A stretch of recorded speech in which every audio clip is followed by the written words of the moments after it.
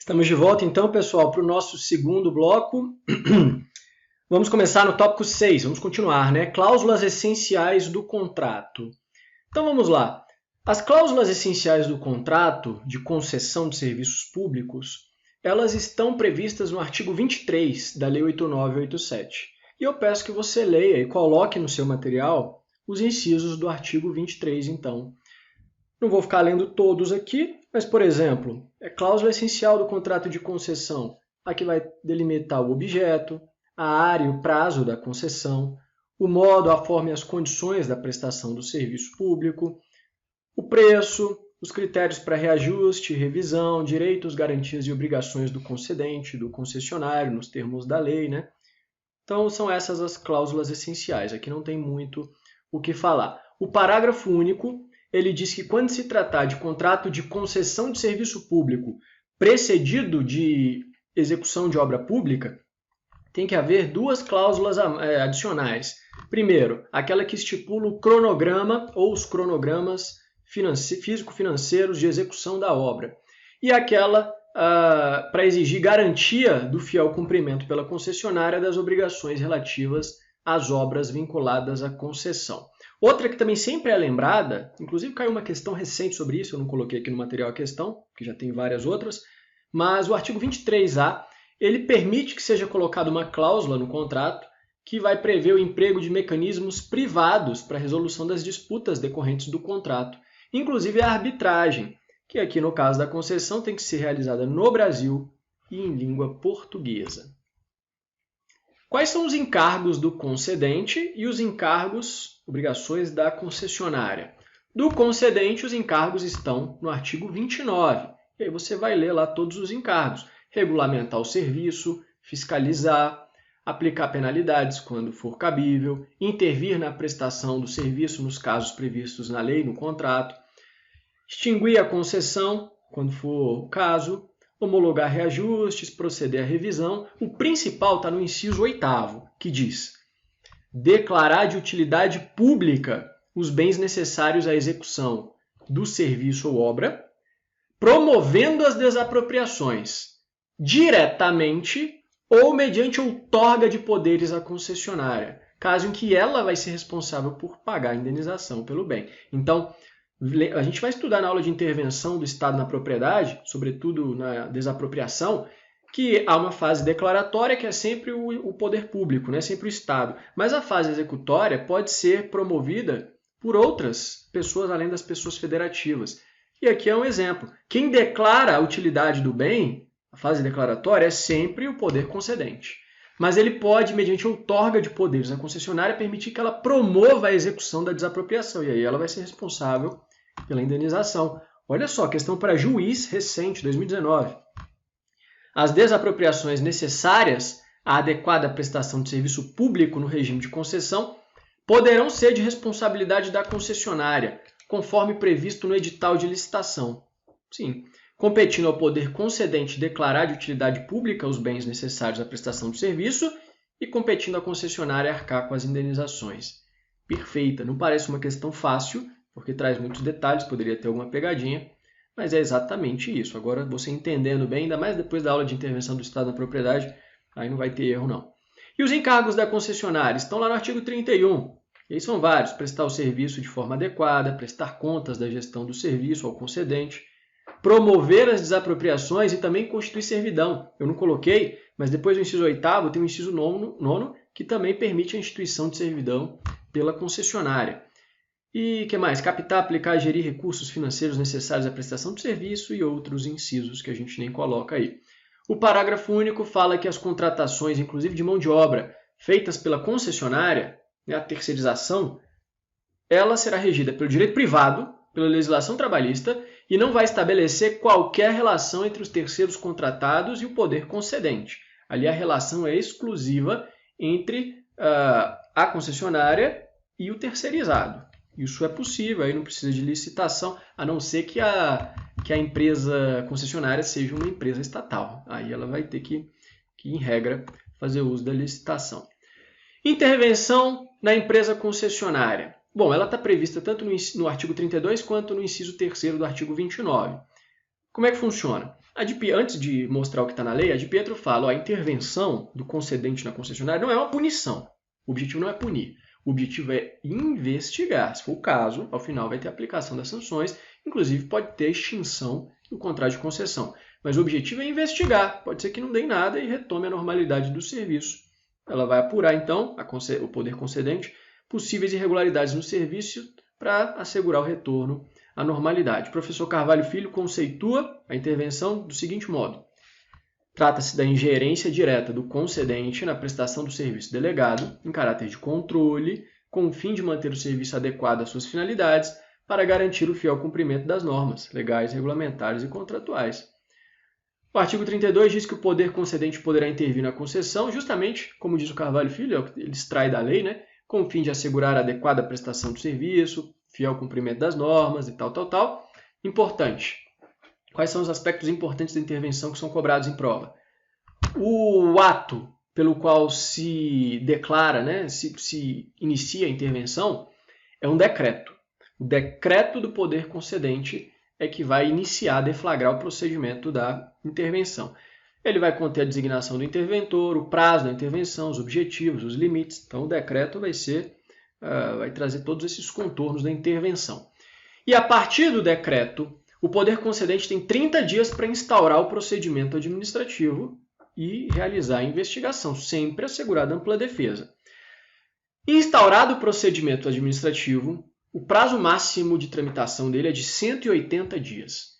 Se ultrapassados os 180 dias, a intervenção será considerada inválida, está na lei, parágrafo 2º.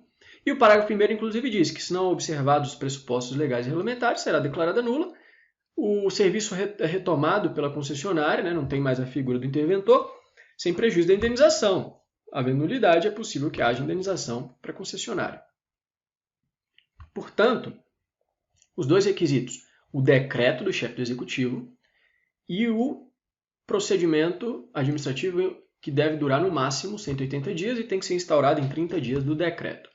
O artigo 34 fala, cessada a intervenção, se não for extinta a concessão, a administração do serviço é devolvida à concessionária com a prestação de contas pelo interventor, que vai responder pelos atos praticados durante a sua gestão, né? Natural.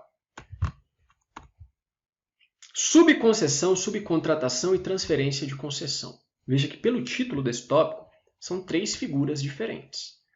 Embora a lei trate 2 delas com lhe dê as mesmas consequências. Mas são 3 figuras. Primeiro, a subconcessão. Ocorre por meio da delegação de uma parte do objeto da concessão para outra empresa. Por exemplo, a concessionária ela está prestando um serviço por meio de 10 linhas de ônibus. Ela pode, então, subconceder 2 dessas linhas. Quais são os requisitos para subconcessão? Primeiro, tem que ter previsão no contrato. Segundo, além da previsão, autorização do poder concedente. E terceiro, licitação na modalidade concorrência. Então, veja, para subconcessão também se exige licitação. É quase como se fosse uma nova concessão, só que só de uma parte do objeto que já está com a concessionária. O subconcessionário vai se subrogar em todos os direitos e obrigações e é ele que responde objetivamente pelos danos causados. Então, ele assume de vez mesmo aquela parte do objeto. Olha só como isso foi cobrado em prova. Juiz Substituto 2019, Santa Catarina. De acordo com a Lei 8987, eu já vou pular ali a descriçãozinha, na hipótese de concessão de serviço público precedida de execução de obra pública, que é uma das modalidades tratadas na lei, a subconcessão é juridicamente possível. Situação que dispensa a realização de concorrência para outorga, nova modalidade concorrência, né? Nova licitação na modalidade licitatória concorrência, tem que ter. Subcontratação corresponde à figura da terceirização. Nesse caso, não se faz necessária a licitação e nem a autorização do concedente, a gente falou. É uma relação entre a concessionária e o terceiro, que vai prestar o serviço. Uma relação entre eles. Quem responde é a concessionária, ela está terceirizando o que ela quer. O artigo 25, parágrafo 1º fala: a concessionária poderá contratar com terceiros o desenvolvimento de atividades inerentes, acessórias ou complementares ao serviço concedido, bem como a implementação de projetos associados. Enquanto isso, o parágrafo 2º fala: os contratos celebrados entre a concessionária e os terceiros reger-se-ão pelo direito privado, não estabelecendo qualquer relação jurídica entre terceiros e o poder concedente. Novamente. Inclusive, esse parágrafo 1º do artigo 25, esse aqui que fala da possibilidade de terceirização no contrato de concessão, ele foi declarado constitucional pelo Supremo na ADC, Ação Declaratória de Constitucionalidade 57, julgada no finalzinho de 2019, é recente. Então, tema bom para a prova. O Supremo falou, é constitucional, pode ter essa terceirização aí nos termos da lei. E a terceira figura é a transferência da concessão. Essa aqui, o concessionário entrega totalmente o objeto da concessão a um terceiro. Há uma substituição do concessionário, né? A lei vai exigir uma série de requisitos, sobretudo a anuência do poder concedente, senão há uma caducidade da concessão, que é a extinção por inadimplemento do concessionário, como a gente vai ver. Mas olha só que coisa, a lei não estabelece expressamente a necessidade de licitação. Mas olha só comigo, veja comigo aqui. Se a subconcessão, que é a delegação de uma parte do objeto, exige licitação na modalidade de concorrência, imagina a transferência da concessão, que é como se fosse a subconcessão, só que total e não parcial, né? Então não seria sub, mas é mais gravosa, né? É maior. É óbvio que tem que ter a licitação. A doutrina em peso fala isso. O professor Ricardo Alexandre ele fala isso. Não obstante a inexistência de previsão legal, tem que ter licitação, e ele usa o mesmo argumento que a gente utiliza aqui. Como é que eu respondo na prova, professor? Bom, se a questão falar segundo a doutrina, tem que ter a licitação na modalidade de concorrência. Se falar só da transferência de concessão sem abordar a doutrina, você só coloca o que está na lei, nem menciona a licitação, não. Tá? O artigo 27 ele vai falar, para a transferência da concessão e também do controle societário, que é outra coisa, mas a lei trata da mesma forma.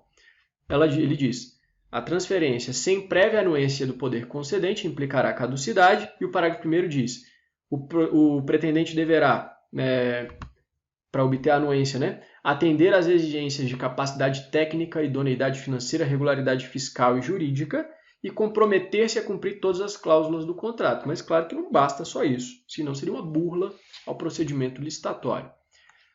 Como eu falei, a lei trata do mesmo modo, mas são coisas diferentes. Transferência da concessão é quando passa da empresa A para a empresa B. Transferência do controle societário, a lei trata do mesmo modo, mas é diferente. É a empresa A que continua sendo a empresa A, o que muda é o controle societário, que passa para outros sócios, né? Outros acionistas, enfim. Mas a empresa é a mesma. Então são coisas diferentes, mas a lei traz aí os mesmos requisitos. E ainda tem uma quinta figura, que é a transferência da administração temporária.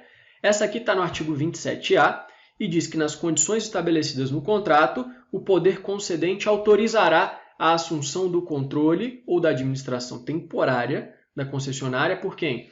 Pelos financiadores e garantidores com quem não mantenha vínculo societário direto para reestruturar financeiramente e assegurar a continuidade da prestação do serviço. Esse artigo 27A ele tem diversos parágrafos. Vamos ver alguns deles aqui. Os demais eu peço que você dê uma lida na lei para colocar no seu material. Bom, no parágrafo 1º, o poder concedente tem que exigir dos financiadores e garantidores que atendam às exigências de regularidade jurídica e fiscal, mas pode alterar ou dispensar os demais requisitos.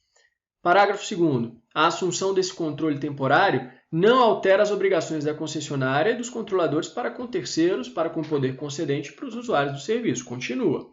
Parágrafo 5º, a administração temporária não acarreta responsabilidade aos financiadores e garantidores em relação à tributação e outros compromissos com terceiros. E o parágrafo 6º diz que o poder concedente vai disciplinar o prazo dessa administração temporária. Extinção da concessão. Esse é um tema importante. Por quê? Porque a extinção lá nos contratos da Lei 8666 não recebe nomes diferenciados, né? Tem aquela extinção unilateral, extinção amigável, judicial, que é quando é o poder concedente que está em falta. Aqui acaba tendo uma nomenclatura especial, e aí você tem que anotar porque elas são muito cobradas em prova.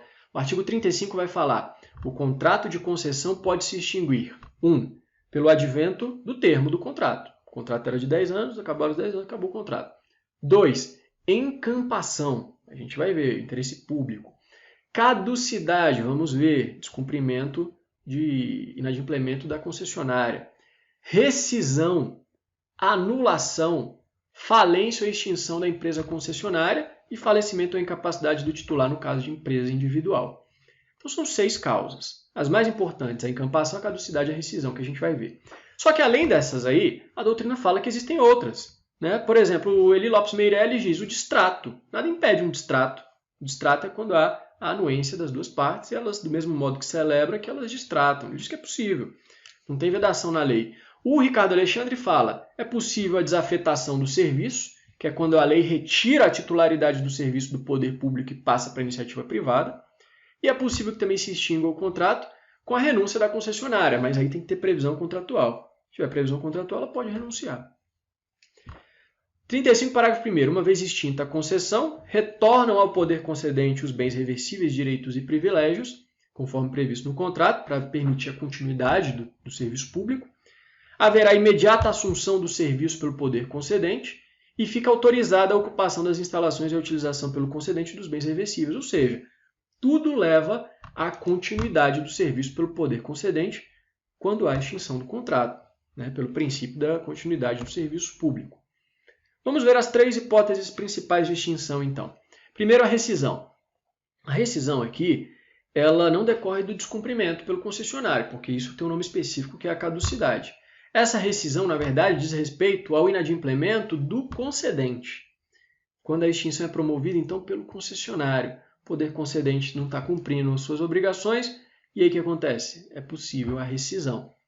Exige-se uma ação judicial específica, por conta, né, de uma prerrogativa do poder público, tem que ser por ação judicial, uma cláusula exorbitante. O parágrafo único do 39 diz: os serviços prestados pela concessionária não podem ser interrompidos e nem mesmo paralisados até trânsito em julgado da decisão. Então anote aí, tem que ter decisão judicial transitada em julgado. Segundo, não pode paralisar se ficar 90 dias sem o pagamento. É aquela exceção de contrato não cumprido mitigada que se admite na Lei 8666, lá no artigo 78, inciso 15. Lá, para rescindir o contrato, tem que ter ação judicial, mas é possível a paralisação dos serviços depois de 90 dias sem pagamento, né? Aqui não tem isso não. Mesmo para suspender, para paralisar, para interromper, tem que ter decisão judicial transitada em julgado. Então não tem exceção de contrato não cumprido, nem mesmo a mitigada da Lei 8666. A encampação é a rescisão unilateral por interesse público. Não tem inadimplemento de ninguém, simplesmente o interesse público é encerrar a concessão. O poder, então, concedente retoma o serviço e, obviamente, o particular, a concessionária, vai ter direito a uma indenização que é prévia. Uma indenização prévia. Olha o que diz o artigo 37. Considera-se encampação a retomada do serviço pelo poder concedente durante o prazo da concessão, por motivo de interesse público, esse é o principal ponto, mediante uma lei autorizativa específica e após o prévio pagamento da indenização. Então anote aí no seu material os 3 requisitos que a gente precisa para encampação. Que a gente não, que o poder concedente, né? O motivo de interesse público, a autorização legal específica e o prévio pagamento da indenização, relativo aos bens do concessionário empregados na execução do serviço. Por fim, a caducidade, a rescisão unilateral pelo inadimplemento do concessionário. O artigo 38 fala: a inexecução total ou parcial do contrato acarreta a critério do poder concedente ou a declaração da caducidade, ou mantém, mas aplica sanções contratuais.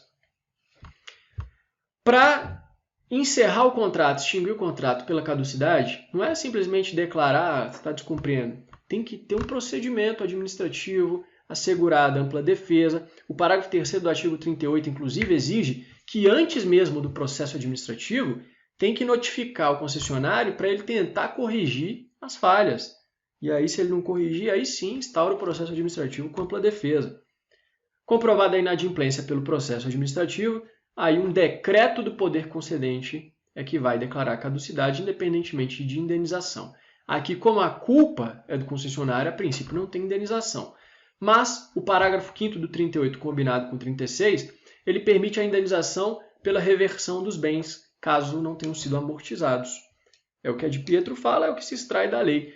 Já vou mostrar o quadrinho de como fica essa questão. Vamos ver duas questões de prova. Delegado de Polícia CESP.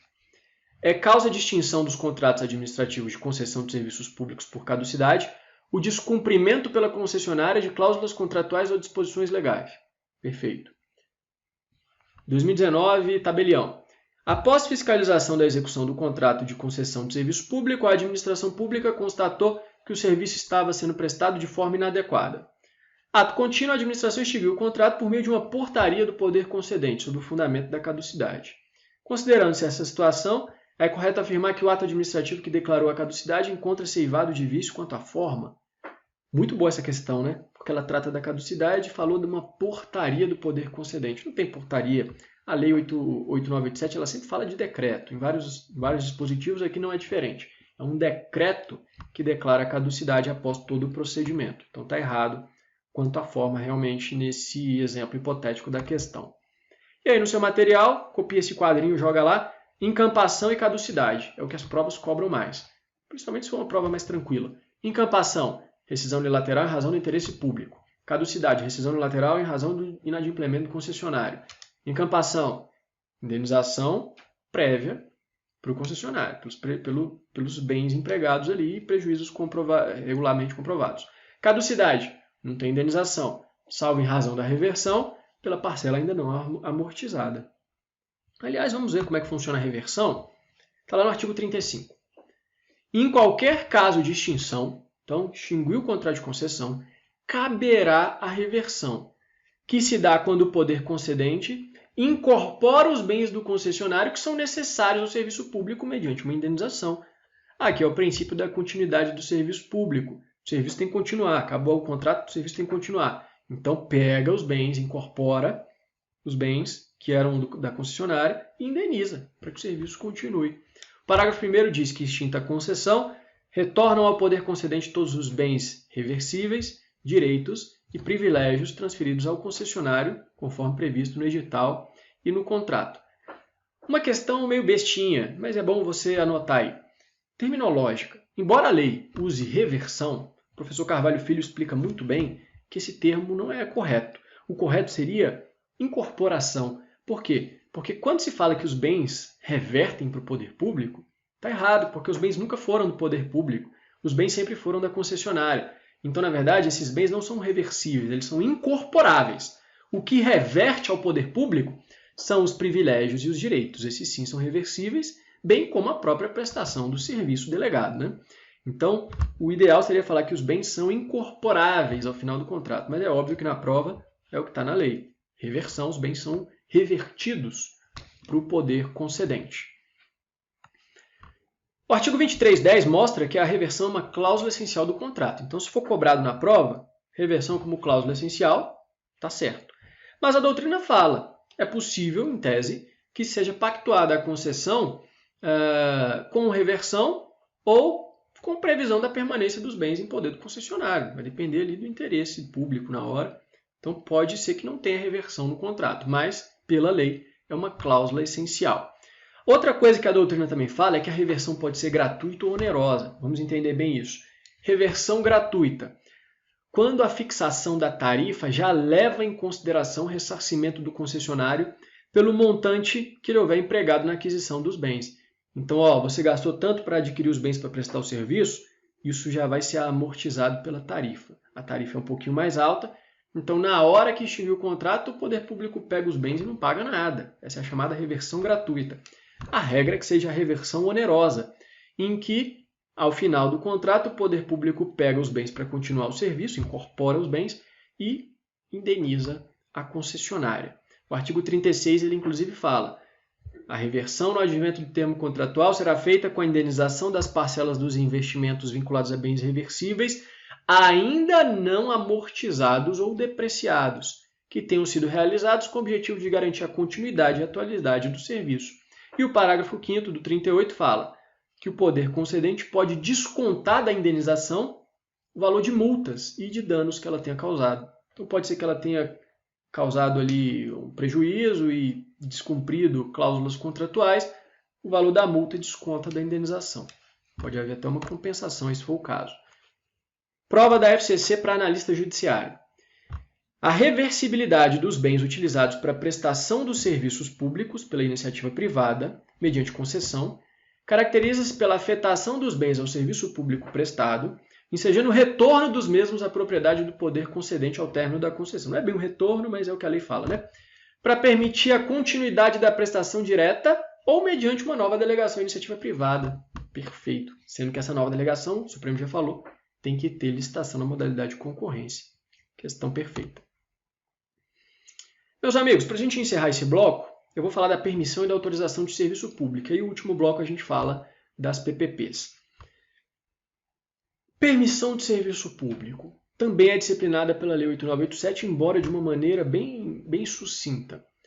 Veja que o próprio texto da Constituição, lá no artigo 175, ele fala: incumbe ao poder público, na forma da lei, diretamente ou sob o regime de concessão ou permissão, sempre através da licitação à prestação de serviços públicos. Então, pode ser delegado o serviço público por concessão ou por permissão. As duas formas, sempre mediante licitação, é o que está na Constituição. Doutrinariamente, entendimento tradicional era de que a permissão seria um ato unilateral, não seria um contrato. Isso que diferenciava a concessão da permissão. A concessão, um contrato; a permissão, um ato unilateral, discricionário, precário, em que o poder público transferia a execução do serviço para que o particular exercesse por seu risco, mediante a tarifa, mas precário, podia ser encerrado a qualquer momento sem nenhum tipo de indenização.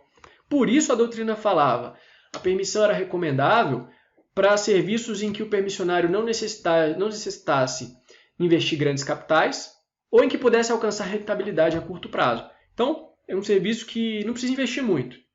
Beleza, eu aceito, por meu risco, já que ele pode ser extinto a qualquer momento, né, o ato pode ser revogado, o ato, então, como eu não investi muito, não tem problema. Ou, beleza, até que investi, mas a rentabilidade é a curto prazo, então rapidinho dá tempo de recuperar ali. Então, valia a pena fazer a permissão por um ato unilateral e precário e discricionário. De qualquer maneira, era intuito personae, né? Ou seja, personalíssimo, não admitia a substituição do permissionário nem a transferência a terceiro sem o prévio assentimento do permitente. É o que falava Eli Lopes Meireles. Só que, desde a Lei 8987 de 95, então há muitos anos, a permissão foi tratada, pelo menos no que tange aos serviços públicos, né? Existem outras permissões aí que podem continuar sendo atos unilaterais, mas a permissão como de prestação de serviço público é um contrato, não tenha dúvida disso. Na prova é isso que você vai marcar, obviamente. Isso é dito pelo artigo 2º, parágrafo, inciso 4, combinado com o próximo dispositivo que a gente vai ver. Olha o conceito legal de permissão de serviço público. Em negrito aí comigo. É a delegação a título precário, então a precariedade é uma marca, mediante licitação da prestação de serviços públicos feito pelo concedente à pessoa física ou jurídica, que pode pessoa física, que demonstra a capacidade para o seu desempenho por sua conta e risco. Mantém a conta e risco da pessoa permissionária.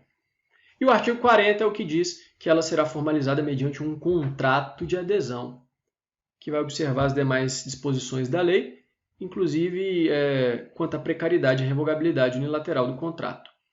Então veja, é um contrato, assim como a concessão. Só que ele pode ser revogado a qualquer tempo. A concessão não, se bem que tem as hipóteses de interesse público, né, encampação e tudo mais, mas não é precário a princípio.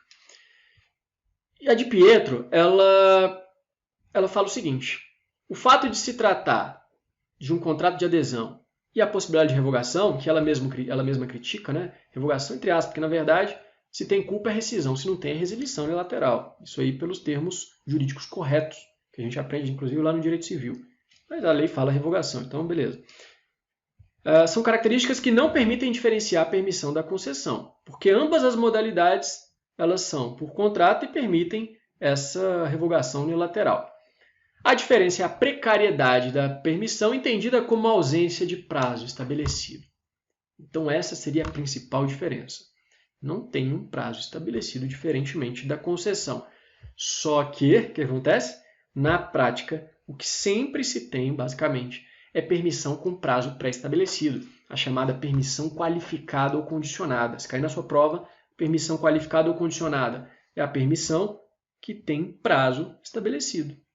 Qual que é a diferença, então, da permissão e da concessão? Em essência, nenhuma. Em essência, nenhuma. É claro que se você ficar ali garimpando, você vai achar pequenas diferenças. Então, duas delas que são super insignificantes, né? Pouquíssimo relevantes. A concessão exige licitação sempre na modalidade de concorrência. A permissão, a lei só fala licitação, então pode ser qualquer modalidade, a depender do valor do contrato, enfim. E a concessão só para pessoas jurídicas ou consórcio de empresas. A permissão pode ir para pessoas jurídicas ou físicas, está estabelecido lá no artigo 2º, inciso 4. O Matheus Carvalho, ele fala, a concessão precisa de autorização legislativa expressa, isso a gente viu. A permissão dispensa. Não sei, dá para contestar um pouco, salvo algumas permissões de natureza especial, mas enfim, tem gente que fala, então se cair na prova você marca correto. E aí as figuras são muito parecidas, né? Vamos ver aqui nesse quadro, para você colocar no seu material, as diferenças então. A permissão é precária, ou seja, não tem um prazo estabelecido, mas pode ter na prática. A modalidade licitatória a gente vê a diferença. Quem é o concessionário? Na permissão pode ser pessoa física, na concessão não.